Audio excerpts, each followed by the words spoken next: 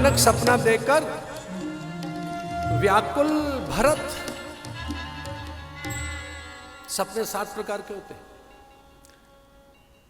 संयोग से मैं हिमालय में उत्तर काशी में था, वहां उज्जैली में मेरा भाग्य अच्छा था कि एक बड़े दिव्य महापुरुष से मैं मुंडक और मांडुक्य उनसे श्रवण कर रहा था। एक शगुन विज्ञानी मिल गए हमको वहां, और वो सपने की कोई बात और स्व विज्ञान की बात कोई समझा रहे थे, और उन्होंने कहा कि सपने 7 प्रकार के होते हैं। भोर में जो स्वप्न आए प्राय वे सत्य होते हैं, पर दिन में अगर सपना आया है तो उसका कोई फल नहीं मिलता। दिन में देखे हुए स्वप्न का कोई फल नहीं मिलता।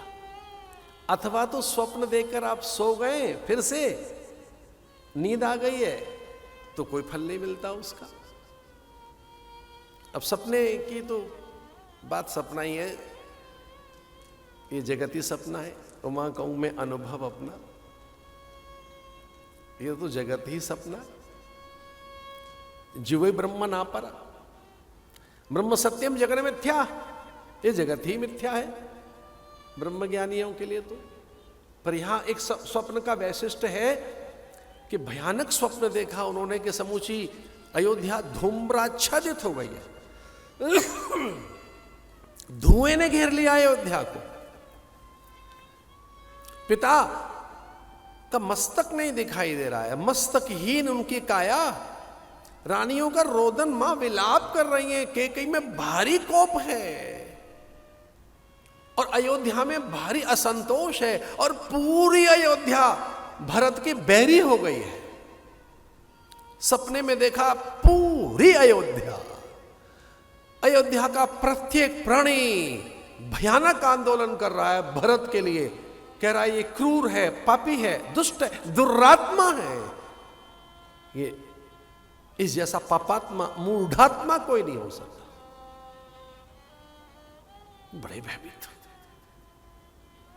पिता का मस्तक नहीं दिखाई दे रहा है, माताएं विलाप कर रही हैं, क्रंदन चित्कार।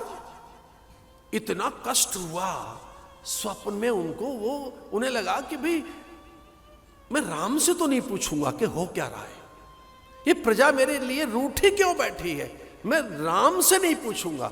आज पहली बार मैं लखन से समाधान करूंगा, मेरा छोटा भाई है। सपने में लखन की ओर भाग रहे, और लखन भयानक आवेश में दिखे उनको। लगा कि लखन चतुरंगड़ी सेना लेकर और वो युद्ध करने के लिए तत्पर है। लखन शत्रु बन गए स्वप्न में, बस के समग्र अस्तित्व का ही नाश कर देंगे। ऐसा लगा कि महाकाल है, लखन नहीं है। तो भयभीत होकर वो राम की ओर भागते हैं सपने में कि राम मेरी रक्षा करेंगे। वो राम की ओर जितना भागते हैं, राम उतने ही दूर जाते हैं। वो जितना राम की ओर सपने में भागता है, राम उतना ही दूर जाता है। एक सुरंग, अंधेरा, उसमें सयार बोलते हुए सुनाई दे रहे, गिद्ध दिख रहे, चीलें दिख रही, स्वान अकारण रो रही, गणधर रो रहे। वो आंखें देखें अयोध्या में सबकी, तो उसमें रोष है, कोप है, रोदन है, अविश्वास है। पसीने से भीग गए भरत, ननिहाल में थे। मुझे एक बात कहनी है, भरत के चरित्र को आगे बढ़ाने से पहले मुझे एक बात कहनी है। अगर कदाचित भरत अयोध्या में होता, दृश्य उल्टा पड़ जाता, राम बन नहीं जा सकते थे।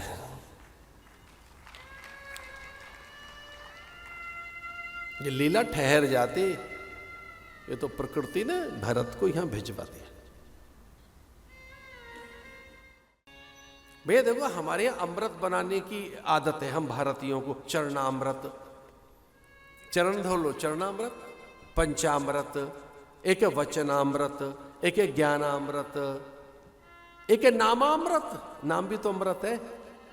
एक जगह लिखा है स्कंद पुराण में कि नाम न भी ले सको तो जो कुछ ये दिखाई दे रहा है ये ब्रह्म ही है, ऐसा मानकर इसे ब्रह्म मानो। और ये दृश्यामृतम,